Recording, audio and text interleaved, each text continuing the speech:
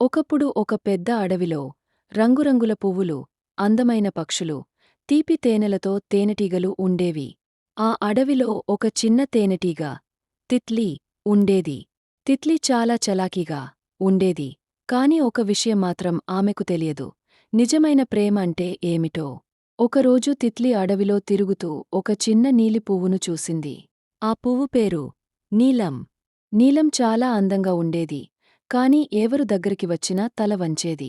తిత్లీ ప్రతిరోజూ నీలం పువ్వు దగ్గరికి వెళ్ళి, నీవు చాలా అందంగా ఉన్నావు.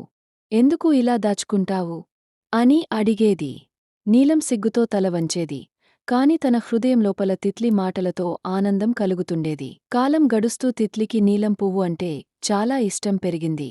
కేవలం అందం కోసమే కాదు, నీలం యొక్క మంచి మనసు, దాని సౌమ్యత కూడా తిత్లిని ఆకట్టుకున్నాయి. కాని ఒకరోజు భారీ వర్షం కురిసింది. నీలం పువ్వు చాలా నీటిలో మునిగి వెనువెంటనే వడలిపోతుందని భయపడింది. కాని తిత్లి వర్షాన్ని లెక్కచేయకుండా తన చిన్న రెక్కలతో నీలం పువ్వు మీద అడ్డుగా నిలబడింది. నీకు ఏమి కాకుండా నేను నిన్ను కాపాడుతాను అని ధైర్యంగా చెప్పింది తిత్లీ.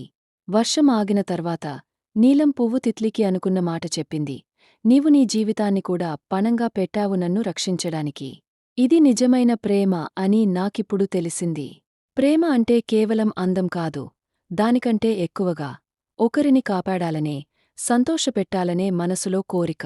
అలా తిత్లీ, నీలం పువ్వు మంచి స్నేహితులుగా ప్రేమతో ఉండిపోయారు. అడవిలోని పక్షులు, జంతువులు వీరి నిజమైన ప్రేమను చూసి ఆశ్చర్యపోయారు.